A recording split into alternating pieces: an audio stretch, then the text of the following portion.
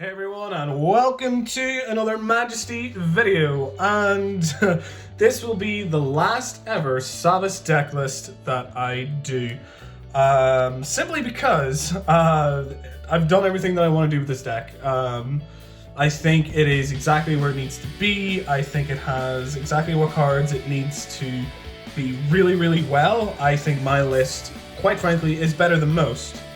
I think a lot of people get THAVAS wrong, at least premium THAVAS anyway, and I would like to explain in this video why. This will be a kind of in-depth video, so sit back, relax, and enjoy. So let's just get into the video. I'll try and not make as many cuts in this. So for grade 4s, we have, again, one Lambros, one Magnolia. The Lambros is for either the ride down strat, which is used against either like CBD or something like that, or even Gridora or something. And well, they're both for the ride down strats. But the Lambros gets you multi-attack and restand a column, and it gets you a force marker. Well, that's THAVAS, but anyway. And if you want to just have that bit of pressure, if you want to get quad drive, you use Magnolia. Because Magnolia is a triple drive grade 4 and Lambros is only 2 drives. Which kind of sucks, but that's the game you play. If you have no damage, or for some reason they damage down you, or you heal a damage, Magnolia is a great option. Get you quad drive, and you get to call something from the rear guard, from the soul to the rear guard. And that gives you either the ride down option or call something else. So that is the grade 4 lineup. And now the grade 3s, we have 4V THAVAS. Now, 4V THAVAS is the way to go in this deck.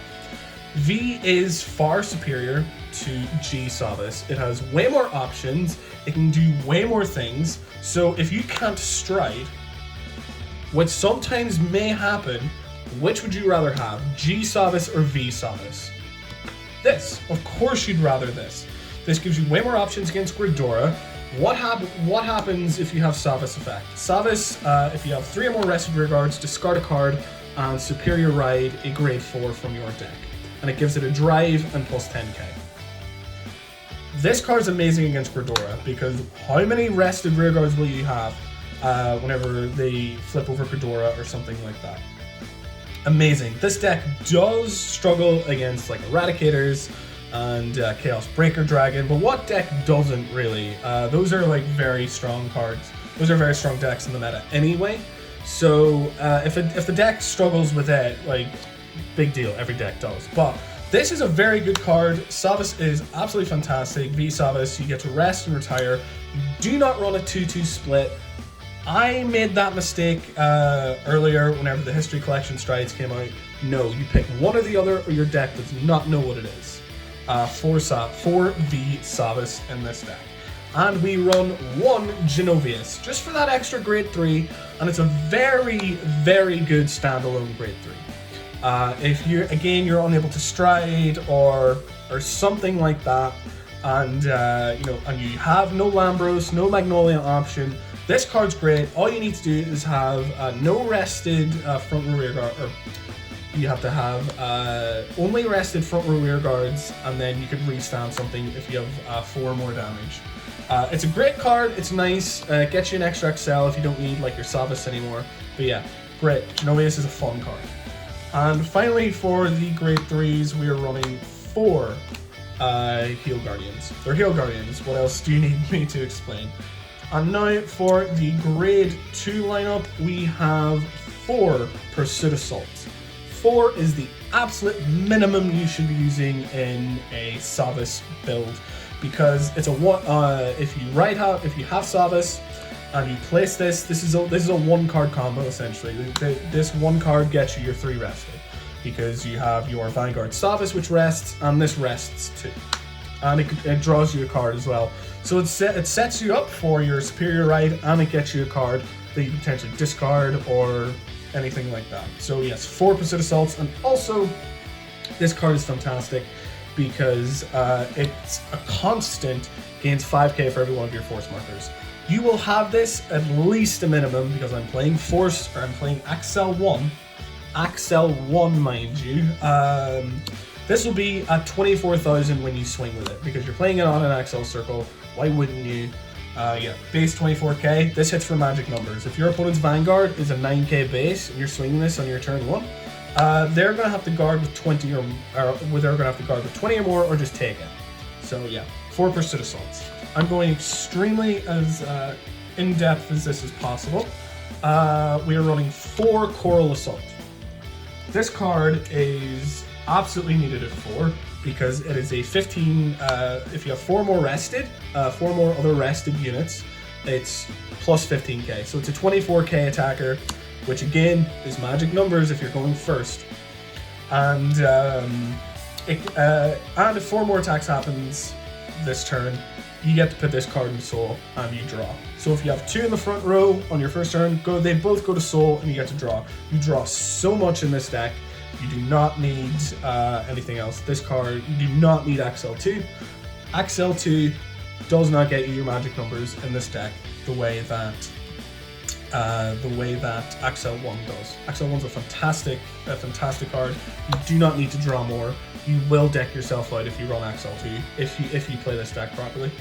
And we're running, I need to eat a bit of humble pie here. We're running 3 Algos. In my last deck building video, in the recent video, I had Algos at 4, and I said it had to be at 4. I was wrong, I admit.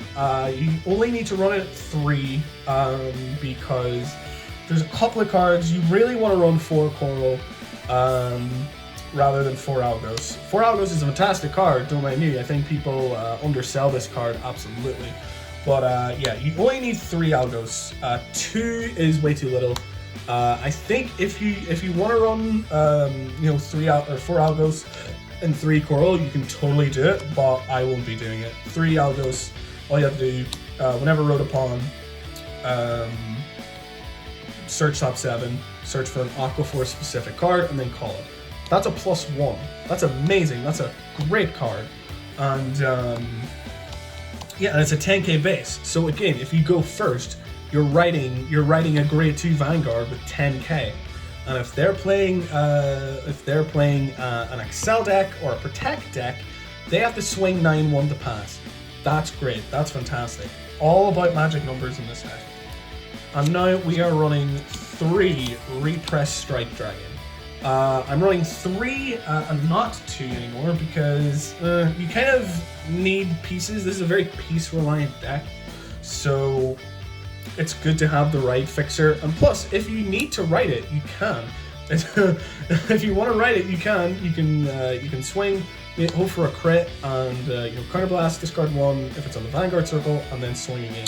A very good card for pressure. Very, very good card for pressure, and that's why it's at 3. And it just deck things as well. So great option there. It's actually, yeah. So we're running 4 V Kelp Rider Nikki. We're not running any G Nikki because you just want to search top 7 and you want the put a normal unit to bottom of the deck and Soul Charge. Because if you have a Lambros or Magnolia and you need to Superior Ride something, that can help you. It puts Lambros back into your deck and it gives you Soul too. Because you kind of need Soul sometimes in this deck for certain things, like the next card, Marissa. Excuse me. So yes, that's 4 Nikki. Oh yeah, and it searches top 7 for THAVAS. Fantastic card. And we are running again. Speaking of Narissa, we're running 4 Narissa because the not once per turn skill of this card is insane. Whenever it's rested by a unit's ability, Soul Charge or Soul Blast 1 and restand it and it gains 10k. Unreal. Unreal. It can be an 18k attacker, 18k booster, be anything. Again, at the end of the turn, it goes to Soul and you draw. Unreal card. Again, yes, I need to reiterate this so many times. This deck draws like crazy. It's an insane card, and it needs to be run at 4. So. And now, a rather new addition to the deck. We're not running Honolly, we are running 3 Baragios. Simply because we're only running 5 grade 3s in the deck, and it's just a great searcher, and it's a 13k booster from the back row. It helps with consistency, which this deck sorely needs. Realistically, not a lot of decks in this format attack more than 5 times. You're not going to be seeing Novas or anything. Because of Honolulu, this just kind of takes advantage of the fact that not a lot of decks attack more than like 5 times. They're usually done attacking by their 5th. And this deck can usually take care of that, like unless like they're guard restricting, because again you're drawing so many and you'll have like so many cards in your hand by the end of your turn. And again, the last of the grade 1s, just 1 Elementaria. And grade 0, the starter, whichever V starter that you want. We don't really go with any Forerunners because there aren't that many great Aquaforce Forerunners. But yeah, so that is the main units of the deck, or the normal units. We're running 4 Petros because draw crits are insane. And again, draw. This deck draws a lot. You do need to be careful about decking out. If you're playing against Gridora, which is a really stall-heavy deck, or something like that, yeah, you need to be careful about how much you're drawing and how much you're decking out. If you are about to deck out, that's something you really need to take care of. But on your gamble turn, if you need to call this, you can just suck it up to soul and draw an extra card for that turn. On the gamble turn, you're drawing like around a minimum like 6 to 8 cards, so that helps with that. And we're running 4 strike crit because you're not running really that much grade 3s that you want to discard, so the strike crit really helps. And we are running 3 PG because we have the Elementaria. And finally, we have the Stoicheia Overtrigger. Now, this is both an interesting choice. This is both kind of the best choice and the most budgety choice for an OT. Realistically, it probably is the best card for this deck. If you want to play, I think it's like the red OT, which restands a rear guard, you can. And that's what kind of this deck is. But I kind of like the extra crit, especially if you kind of hit it with the repress strike. If it's on your rear guard or Vanguard, because that's a lot of extra pressure, like 2 crit and stuff like that. But yeah, that is the Overtrigger. And now on to the Axels. We are playing Axel 1. We're playing Axel 1, Axel 2, completely pointless in this deck. You will most likely deck out. You only play Axel 2. I will tell you, you do play Axel 2 against Chaos Breaker Dragon and Shiranui. Against Chaos Breaker Dragon, because they're gonna get taken away anyway, so you might as well get the +1 from the Axels. You might as well get something out of your circles. And against Shiranui, because Shiranui just discards like crazy.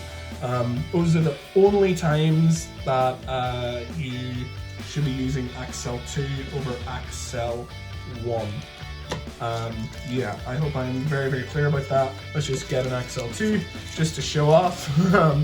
Yeah, Axel 1 for Axel 2 against Chaos Breaker Dragon and Shiranui. Axel 1 for literally anything else. So, just thought I'd make that perfectly clear. And onto the G Zone, we have 1 Harmonics because you need Harmonics to get the Guardian Shield, and just in case if you want to unlock stuff, I guess you have the hand size to unlock your entire board with the Harmonics ability. But yeah, that's really the only reason. We're running 1 Gamble because if you run any more than 1, if you stride any more than 1, you will deck out. 1 Gamble, just on place, look at top 7, call 2's rest. And then whenever it attacks, Counterblast 1, G-Flip, look at the, you get to draw 1 card for every 2 cards rested, and if you drew 3 or more, you get to retire, or you get to restand and retire that many cards on your opponent. So if you drew 3 cards, or even 4, you can do that in this deck. If you draw like 3 to 4 cards, you get to retire 3 to 4 units. So we have 1 Fragios. This gains you an Axel and restands your board. It's a great game ender or even a great game beginner if you want to just build up Axels, which you don't really want to do if you're playing like Narukami or something, like Eradicators. You don't really want to do that because you don't want to give your opponent's front row like plus 50k. So this is a great game ender if you just want to restand all of your board. And we are running 1 Valios Revive for power unlocking and calling cards. You get to swing, your opponent goes down to 11k and stays there. and it can only be like increased with shield and stuff. So 1 value to survive is perfectly fine. We're running 1 progenitor dragon. You don't really use this all that much. I've never used it, but it's always nice to have.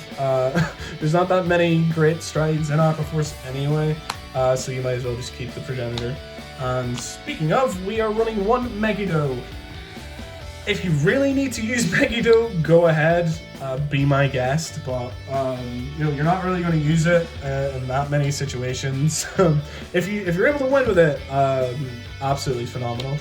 And we are running 2 Alexandros while we shake the camera. Yeah, we're running 2 Alexandros because in this format with like Chaos Breaker Dragon, you know, you're losing all your circles. You just want to make the best of what you have in this deck. You know, you want to make all the use of all your useful circles. So if you're able to restand anything, that's great. So 2 Alexandros, fantastic card. Any card that you restand after the second or third attack gains 5k for every card face up in your G zone. So fantastic card. And we're rolling 2 Lambros because you need to G flip it, just like a restander. If you don't have any like CB or anything, this card really works. If it's the 4th attack of the turn when this attacks, you can restand something and they gain 10k. So, and the 2 cards you restood gain 10k. Nice card to have as always. And now onto the G guards, rolling 2 Galphilia, because again, if you want to flip over a card that's like locked, or if you want to counter charge or something, 2 Galphilia is perfectly fine. And we're rolling 2 Iones. This guy gives you resist, and your units cannot be hit whenever you choose your rear guards. Like you choose up to 5 rear guards. This card gains 5k for every card that you choose, and those cards that you do choose gain 5k, or no, gain resist and cannot be hit. So 2 of those because they are the best G guard in the entire Aquaforce.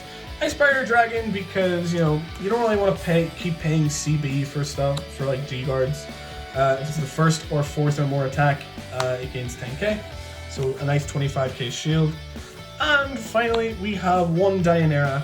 If it's the first, on a CB1, if it's the first attack of the turn, you get to give 5k to your Vanguard. And if it's the 4th attack or more, this card gains 20,000 shield, which is nice. And then finally, in the stack, we have both Arc Guardian and Quick Shield.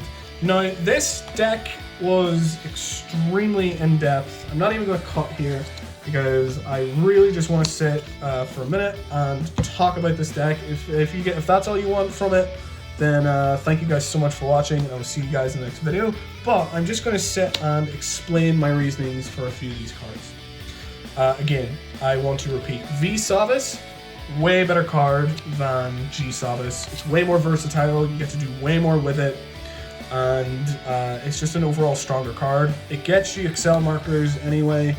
You know, it doesn't just get you 2, it can get you multiple. If you're able to rewrite the Lambros multiple times, you know, you can just stack your Axel markers, and you don't really even want that many Axel markers, to be honest. You don't want to. Again, it gives you the ride down ability, which can help in very certain cases. I don't really need to explain the G zone all that much. You can like play around with ratios in the G zone. This is just how I like the ratios. They just seem to work for me. Like, I think the list of premium THAVAS is very tight, very limited space, because you have to run Coral, you have to run Orisa, you have to run Pursuit, you have to run THAVAS, you have to run Lambros. There's all these cards that you need with very little space for play, but the cards that you do add, like, they matter a lot. If you have the wrong card, it's going to screw you over, but if you have the right card, it's going to do really well. This deck is all based around consistency because of the THAVAS. You're only running 4, and that's the card that you want when you ride up. You don't like the ideal ride line. I'll just get this out of the way. The ideal ride line would be Nikki, Algos, and THAVAS. There you go.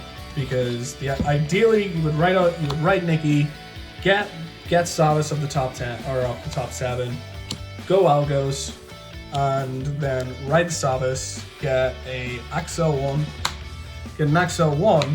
and then search top 7 for an Aquaforce unit. That's pretty much the perfect ride line that you want. maybe repress strike if you're if you don't ride the Algos, but you don't really want to ride the Pursuit or the Coral. That's just kind of losing you pieces that you don't want to have. But anyway, guys, thank you so much for watching. I just thought I'd go really in depth with this because this is my last THAVAS video that I will be making. I've seen loads of videos where they have, oh, we'll have one of these, we'll have one V THAVAS, one G THAVAS, we'll have one of these, we'll have a Valios in there. But I think having too many different grade 3s is just a bit silly. You're either running all of V THAVAS or no V THAVAS. Oh, maybe I'll have like a little option here and a little option there. No, because there's like, you want your deck to have a very consistent strategy. Like, that's what premium is, like consistency. Maybe you kind of want to be versatile sometimes, maybe, but this is to me what THAVAS is pretty much. And if totally argue with me in the comments, absolutely. If you really disagree with what I'm saying, and you're reached the end of this video, absolutely call me out. Send me your lists. I'm on Discord. I think I've posted the link somewhere, but I'll list my Discord down below, and call me out. Go ahead, absolutely. Send me your lists. If you want to play me, absolutely meet me there, and we'll play out our THAVAS lists. But anyway, guys, to those who are still here, thank you guys so much for watching. This is probably the most in-depth deck list that I've ever made, and if you guys have watched to the end, I want to thank you so much for watching, and I will see you guys in the next video.